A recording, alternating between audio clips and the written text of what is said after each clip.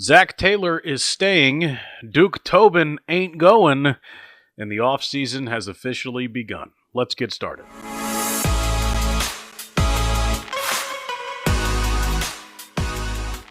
Hi, hello, and welcome in to the Ball Don't Lie podcast, episode number 169. I am your host, Austin Elmore. If you're watching on YouTube or X or anywhere you might be watching, you see the Cup of Joe coffee cup has returned. We're into the off season, which means we're back to recording in the mornings. And I'm excited about that. My voice might sound a little bit different. It's normally a little bit deeper in the mornings. But I needed a little bit of time to sleep on everything that has happened with the Bengals over the last couple of days. They lose their season finale to the Cleveland Browns to finish the season 6-11, and there really hasn't been much fallout. I don't think there will be much fallout in terms of things happening. I didn't expect there to be much fallout for a 6-11 season, but I thought maybe there'd be a few things. And so far, as we're just 2 or 3 days into the offseason now, I haven't really seen any indication that there's going to be fallout. And the first indication that there wouldn't be fallout was Monday morning. Around 10 a.m., the Bengals released a statement from owner and team president Mike Brown. I'm going to read the statement for you right now. We came into the season with high expectations, coming off of 4 straight winning seasons with leaders in place that took us to a Super Bowl and 2 AFC championship games. We know this season has been frustrating and disappointing. The results fell short of our standards, and missing the playoffs again proves there is more work to do. Bengals team president Mike Brown continues, our focus is on building a team that can consistently compete at the highest level with the goal of winning championships. After thoughtful consideration, I am confident that Duke Tobin and Zac Taylor are the right leaders to guide us forward. They have proven they can build and lead teams that compete for championships. We trust their plans and expect to return to our desired level of success. We are taking a hard look at everything we do as we approach this offseason with focused determination to build a championship caliber roster that wins consistently. We are fully committed to delivering results that match the pride, passion, and expectations of this organization and our fans. That is Bengals team president and owner Mike Brown. So, I don't know that anybody is surprised by that. We heard a couple of weeks ago that Zac Taylor had a little bit more time on his contract and had an extension, and it was not expected that the Bengals would move on from him. I think the most surprising part of that statement is that Duke Tobin was included in it. We've talked about Duke a lot this year. Nobody, at no point in his 20-plus years with the Bengals has Duke been so publicly in the crosshairs when it comes to the blame for the way that this Bengals team has been constructed. And he absolutely deserves a good chunk of the blame. And there were a lot of vocal parts of the Bengals fan base this year that wanted Duke Tobin fired. And understandably so. He's been with the Bengals since 1999 and really has nothing to show for it. There have been some bad draft picks in recent years. The shift away from Lou Anarumo and towards the young talent and some of the picks at the times that they've been picked. And there's a lot of questions, I think, about Duke Tobin and his ability to operate the Bengals. And if you don't know who Duke Tobin is, he's the director of football operations. He's their quote-unquote de facto general manager. He's not really the GM because he doesn't handle the contracts, but you get the point. He's basically their general manager. And he's been with the Bengals for a long time. He's basically family, like the Blackburn family. And so I didn't expect Duke to leave. I didn't expect Duke to get fired, but I know that the Bengals are frustrated. And by the Bengals, I mean team ownership. I know Mike Brown is frustrated. I know that the Blackburn family and the Brown family are all frustrated. And the fact that they looped Duke Tobin into the conversation with Zac Taylor, I think, number one, is a nod to the fan base to say, we're listening to you and we hear you, and we know that Duke is not without blame. And putting him and Zac in that statement together, I think, is indicative that they might be tied together in the future. If they succeed, they'll continue working together. If they fail, they might both leave the organization together, which I find really interesting. Now, as far as Zac is concerned, I can see where a lot of Bengals fans would want to move on from Zac Taylor. I get that 100%. There have been times this season on this podcast where I said it's time for Zac Taylor to go. And the more I look at the free agent class of potential coaches, and it's getting interesting, more and more interesting by the day, John Harbaugh being fired by the Baltimore Ravens, there's a lot that we'll get into with the coaching carousel in later episodes. I don't think there's this home run guy that you would feel great about replacing Zac Taylor with. And I also know this. Joe Burrow has been very strong. What's the best way to say this? Joe Burrow has voiced his opinion to ownership about how highly he thinks of Zac Taylor. And he has been adamant and effusive in his praise for Zac Taylor to Bengals ownership. And I think if you want to upset Joe Burrow, you would scapegoat Zac Taylor. That's my understanding. I don't think the Bengals want to do that. I don't think firing Zac right now is necessarily the wrong thing. I don't think it's necessarily the right thing. And so the Bengals kind of chose the middle, which is to stick with him. I don't think that's a bad thing. In the statement, Mike talks about how Duke and Zac have proven that the Bengals can build and lead championship teams. That's true. We've seen that caliber of team with those two in control. The problem is, how do you now get back to that? I've talked on this show and on the radio about the similarities between this offseason and the 21 offseason in which they built that team into a Super Bowl team in just 1 year. They had the best free agent signing in Bengals history in Trey Hendrickson. They had the best trade in Bengals history in B.J. Hill. They supplemented their roster with veterans. They had good, productive young players. They did all the things that you're supposed to do. So we know that they can do it. It's just about actually doing it again. So let's talk about Zac again for a second, because he talked to the media on Monday, and I don't know. There's a few things that Zac said that I didn't love. Let me start with this though, with Zac as a head coach. I get why people want to fire him. I think that Zac has a little bit of an ego, and that's a word that we're going to talk about with him and something he said about Duke Tobin and more. But I'm trying to think how to say this, because I do think that this is not an easy, it's not black and white when it comes to how to evaluate the Bengals coach. I think there are times when, because he calls the plays, he's not as good of a head coach. And I think there were oftentimes this year issues with timeouts, with getting the play call in, with the challenge, with the play clock running out, and they didn't have time to switch out a football for the kicking ball to come in, and Evan McPherson missed a field goal, and yelling at referees and penalties and deciding what to do and all this other stuff. And it led to pre-snap issues, clunky offense, penalties and mistakes that just were avoidable. And I think if Zac Taylor would give up the play calling and allow himself to be a head coach, you can eliminate some of those small procedural errors that have hurt this football team. Now, from a results standpoint, the offense has been good under Zac Taylor. It continues to be one of the best offenses in the NFL, and I don't think Zac is a bad play caller by any stretch of the imagination. However, when the idea of him giving up play calling has been brought up in the past, he's often talked about how it's a collaborative effort. And my understanding is that it is collaborative throughout the week, but on game day, it's Zac Taylor calling the plays.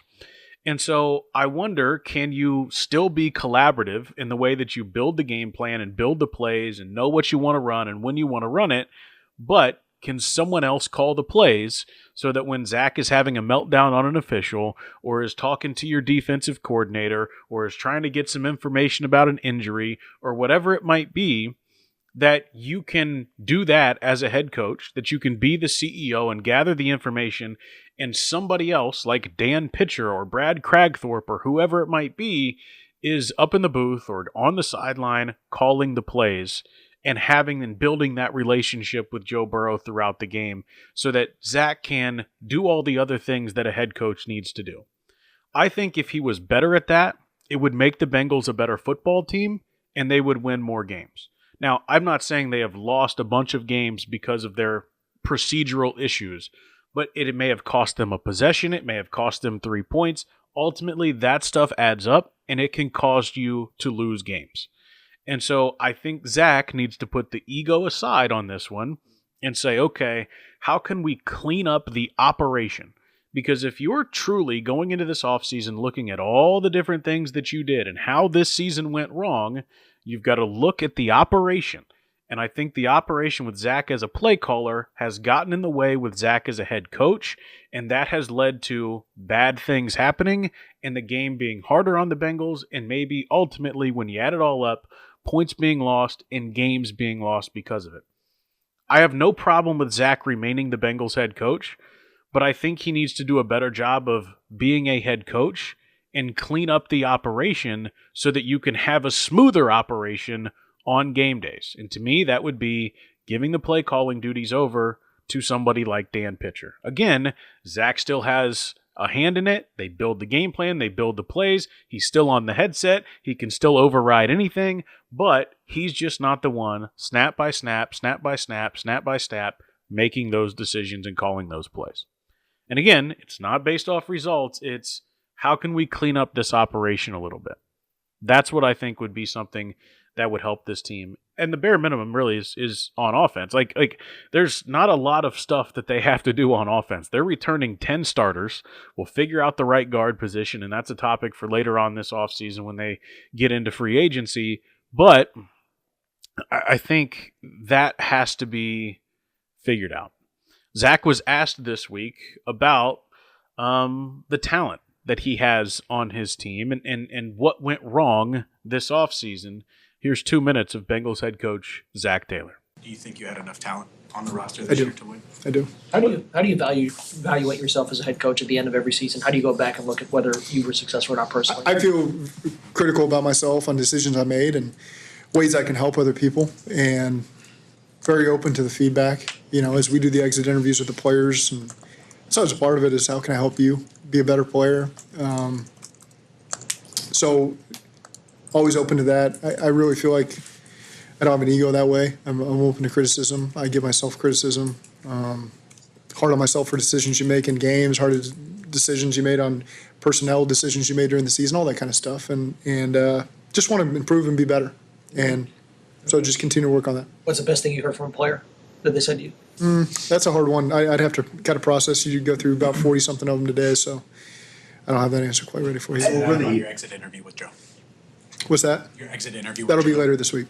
As you went through why the season went the way it did, were there games, moments, trends that really stuck with you as you reflect on that? It's what game you want to talk about. It was a different reason for every game, it felt like. And that is frustrating because we got to be able to put our finger on that. And I just feel like we have the talent in this building that's going to continue to grow. I think if you look at our defense, you look at all those guys that played yesterday, and I played these last couple weeks, it's a bunch of young talent, you know, first, second year, third year guys with a couple veterans mixed in there, but all those guys continue to grow and get better. And the confidence they're going to have going into next season, playing in the scheme for second year, being around these coaches for second year, being around each other for second year. I think the chemistry on that side of the ball they've got a lot of confidence right now coming out of these last couple games. And so I'm really excited about that. Offensively, you know, we've got everybody under contract for the most part. That is a big part of this thing. And so I just feel really strong that we'll have a good offseason and make a lot of waves going into the next season. Do you anticipate making any changes to the staff? I do not. So the part there about ego and not having an ego, okay, we'll back that up. Be willing to change things about your operation like I just talked about. The other thing, too, that I don't like the way he said it was, you know, this is the day after the season. This is the Monday after the season is over, and Zac's asked, do you anticipate any changes to the coaching staff? And he says, no. already you're starting to hear, and I'm going to play another 2 minutes for you here in just a minute, the idea that this year was a little bit derailed because they got into the season late with the coaching staff and they don't have the continuity, but now this year they'll have a bunch of continuity, and that'll equal that the defense gets better. I'm worried about this already becoming a crutch this offseason, a talking point this offseason, an excuse for 2025. Didn't have, the continuity of the coaches and the staff got here late and we hadn't really had a chance to coach these guys and blah, blah, blah, blah, blah. Let me just say this. Well, you know what? Listen to Zac talk about changes maybe this offseason, about maybe getting here late and what he wants it to look like and Al Golden being here late. And just take a listen to the Bengals head coach. Tangibly, what is the process like sitting down, especially with the defensive side of the ball, with Duke, with the coaching staff, and figuring, all right, this is what you're going to do? Yeah, I think different than last year. When was Al's last game? January something in the national championship. And then we hired the staff, after interviewed him after the championship, got the staff. That was probably February when we were getting all that thing put together. And then you're talking about, okay, what's our scheme look like? A bunch of guys that were coming together. And then, okay, we got to look at these draft picks and these free agents as well. So now you got a much cleaner operation where we got a chance, okay, we've coached these guys that are here, and so where can we get better? And so that process is going to happen so much sooner. And to where we get with the scouting department and we make all the decisions we got to make on improving our team and schematically and personnel-wise. And so I feel I'm excited for that process to start because it's going to be so much sooner than it was last year. Know exactly how you want it to look, or is that something you're going to flesh out through these conversations? Both. I think got a good idea of where we can help ourselves in all areas. Like I said, scheme, personnel. And it'll evolve as you have conversations and you hear different people's opinions and feedback and you iron that out. I don't want a lot of agreements. I want disagreements on who fits us and how to utilize a guy. And I think that's all healthy dialogue to improve ourselves. And so that'll be a part of the process that we go through. How do you square, it sounds like you want to keep a lot of the same things intact moving forward to next year. How do you square that with Joe and Jamar being so vocal about something obviously needing to change as you all need to figure out how to get back to being a playoff team again? I feel like I'm on the same page with those guys. But what have you identified what possibly could be different? Like, what would you ideally like for this thing to look next year? Yeah, I've got a sense of it. I'm not going to broadcast it all today, but I've got a sense of how we can help ourselves going forward. You have no idea what they think needs the change? Have they voiced that to you yet, or is that something that you hope to? Like I said, I'll follow through with Joe later on. I met with Jamar and a lot of other guys today, so I've got a good feel for where most of us guys stand. That is Bengals head coach Zac Taylor. Now, I do believe that Zac is a great leader. I believe he has good processes. I believe I know the players like him and respect him and like playing for him. That kind of, those interactions there kind of bothered me. He used Al Golden getting to Cincinnati late as a bit of an excuse for why the defensive side of the ball took so long to come around. And I get it. I'm not a football coach. I'm not a coach of anything. The more that you're around players and know players and are comfortable with players and understand players as a coach, you're going to get more out of them and have a better understanding of how to use them. I 100% understand that. That being said, the time it took for Al Golden, I don't know, roughly a month later than what it would normally be to when the season starts is still several months. And this is a guy that you're familiar with. Zac is next door neighbors with Al Golden. He was on this coaching staff just a couple of years ago when the Bengals went to the Super Bowl.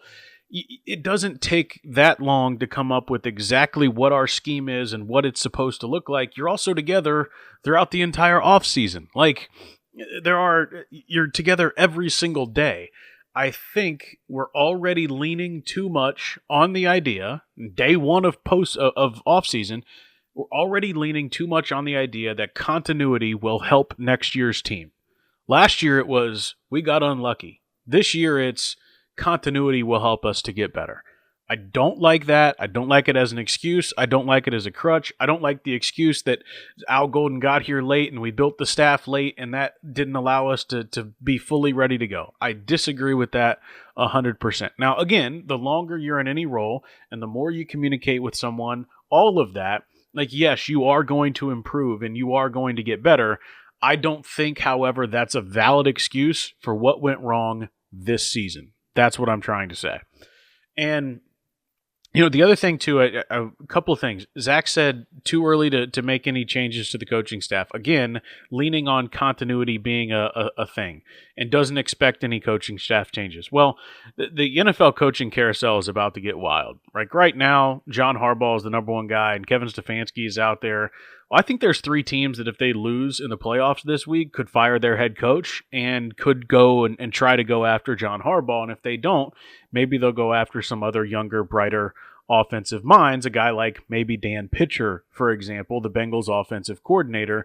I think there's a possibility of something like that happening. It seems really way too early to say there's not going to be any coaching staff changes, especially when you look at this year. Zach made multiple changes to the coaching staff and it immediately paid dividends. Jerry Montgomery as the defensive line coach. We saw growth and development from Miles Murphy, unlike we've seen throughout his career. Obviously, Al Golden, he was brought in because of his ability to develop, and we did see DJ Turner develop and Miles Murphy develop, and it took a little bit of time, but we did see guys trending up and to the right for the Bengals, and that, I think, is an example of a change that worked. How about the offensive line? Fired Frank Pollock, hired Scott Peters, excuse me, and that offensive line was as good as it's been since Joe Burrow has been the quarterback of the Bengals. So sometimes that change does work. Sometimes it is impactful. I'm going to take another drink. Excuse me. And yeah, so a frog in my throat. Appreciate that. Sorry about that. All that stuff. Anyways, I like Zach. I'm fine with Zach being the head coach. I think rocking the boat right now is not a good thing, especially when it comes to the Bengals quarterback. And so I can understand and see their path here, but you have to back it up. You have to actually do the things that you're supposed to do and build this team this offseason to fix the issues, because it does go beyond coaching. It goes to talent. Zach, I think, lied and said that he felt like he had enough talent to win here. There's no chance. He didn't. He didn't have enough talent. That's why they freaking traded for Joe Flacco. They didn't have enough talent to win. And so you've got to, as a front office, figure that out. You've got to be more aggressive in your pursuit of great players and surrounding your great players with good players and improving the bottom of your roster and the depth and the whole 9 yards. Which brings me to my last 2 points. Bengals quarterback Joe Burrow and where he's at. As I said earlier, I know that Joe is happy in Cincinnati. He wants to be a Cincinnati Bengal. Any of that other talk is just not true. And part of the reason why he wants to be here is because he likes Zach Taylor. He believes in Zach Taylor. He wants to play for Zach Taylor. And that has been told to me privately. That's been reported now by Diana Rossini of The Athletic, that T. Higgins and Jamar Chase and Joe Burrow all have spoken to ownership about this and have said, hey, this is our guy. Like, we believe in him, blah, blah, blah, blah, blah. And I think that's part of the reason why Zach is coming back. But now it goes, the shift from Zach goes to Duke Tobin and to the Bengals front office. And can they actually put together the plan that we've talked about that can put this team back on the map? And we'll get into all the stuff the offseason about the AFC North and how they stack up with the AFC and what their schedule looks like for next year and all the different ways that they can turn it around quickly financially and all of it. But there is a lot of pressure this offseason. Number one, Mike Brown releasing a statement the way that he did in support of Duke and Zach and mentioning them by name, I think also puts them on notice as much as it tells them he supports them. And again, Joe Burrow has applied a little bit of pressure to the Bengals front office. Here's the Bengals quarterback after the game on Sunday. Do you think your championship mindset is being matched organizationally? Do you see that? Do you feel that? I mean, I sure hope so. I think I know everybody's frustrated right now. It's hard to there's a disconnect during the season. You know, we're all down here and focused on the day-to-day and trying to get better, and it's their job upstairs to focus on the big picture and where we need to go and who we need to be. So I know they're committed to that. When you guys were winning, the big reason why was some of your free agents that you guys brought in and external guys. How important do you think for this organization? Yeah, that's of paramount importance. I think you have to identify where you're weak and figure out a way to be strong in that area. That's the NFL year in and year out. Sometimes it works out, sometimes it doesn't, but you have to attack that period with intent to get better. We certainly aren't where we want or need to be, not where I expect to be. So, yeah, we have to figure it out. We got to figure it out. How big are these next 8 months for the organization, just to make sure that this drought ends at 3, so that it doesn't go to 4? Say you're competing for the division again, trying to get back to the playoffs, back to the AFC title game, et cetera, et cetera. As big as it gets. As big as it gets, Joe Burrow says, and he could not be more right. I think it's going to be a relatively boring offseason. I don't think there's going to be Trey Hendrickson drama. The offense, as I mentioned, is pretty much set. You're going to have 10 of your 11 starters returning. Right guard's going to be something that I would hope they fix soon. They're going to need offensive line depth. They're going to search for a third wide receiver to potentially replace Andrei Iosivas, but that's really just about it. Backup quarterback, we'll see if Flacco comes back. I think the Bengals will move on from Jake Browning. That's all pretty boring stuff. It's a one-way street, basically. It's fix the damn defense. And you're not going to replace 11 starters. Cam Taylor-Britt, who's in jail right now, he's not going to be here anymore. You feel great about Dax Hill and DJ Turner on the outside. I think you still feel pretty good about Jordan Battle. You feel great about Miles Murphy. You feel solid about Shamar Stewart. I'm a believer in Shamar Stewart. BJ Hill still produced at the level he always produces. You got to fix safety. You got to fix linebacker. You got to fix pass rush, interior defensive line. It's not like they have to sign 25 guys to fix their defense. But they are going to have to make some changes. It's pretty simple. It's pretty straightforward. Fix the defense. That's what this is about this offseason. I also want to say this. On Friday, the director of player personnel, Duke Tobin, the de facto GM, he's going to be talking to the media. This is a change. This is not something that happens very often. The Bengals beat reporters have multiple times requested to talk to Duke Tobin this season, and he hasn't spoken. It has been a point of contention, I guess you could say, between the Bengals and the local media. And finally, the Bengals are going to make Duke Tobin available to talk to the media on Friday at 1 o'clock. This is a good thing. I appreciate the Bengals' transparency. I appreciate Duke for being willing to do it. This is what it's supposed to do. This is what it's supposed to be. This is the bare minimum of being in a high-level position in the NFL. Transparency, talking to the media, explaining all of it. Now, Duke normally only talks at the combine and right before the season. So this is going to be another added appearance for Duke Tobin. Credit to the Bengals for making this happen. Credit to the local beat writers for pushing to make it happen.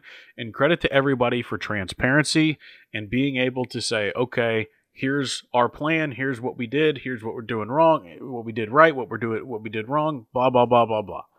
I'm excited about this press conference from Duke Tobin. Even if he doesn't say anything, it's another up and to the right, step in the right direction for the Bengals to do the things that they're supposed to do. All right, that does it for me. I'm excited about this offseason. We'll get more into it with all the different stuff going on. And I have a lot that I didn't even get to today. Obviously, we'll talk NFL playoffs. I want to talk about my experience with the Cleveland Browns that I had on Sunday. We'll get into kind of the schedule for the rest of the offseason. I'll react next week to whatever Duke Tobin says on Friday. Like, there's still so much exciting stuff to talk about for the Bengals this offseason. And I know people might say I sound crazy, might think I'm a homer. I don't think they're that far away. I really, truly don't. All right, thanks so much for listening. Talk to you again next week. This has been the Ball Don't Lie podcast, episode number 169. Please follow me on all social media at Auty Elmore, AUTYELMORE. Share the podcast with somebody. Tell them you love it. Tell them there's no better place to be for the Bengals offseason content than right here, right now on this podcast. Subscribe to it, like it, share it, tell somebody about it. Who cares? Have fun. Be safe. Go Bucks.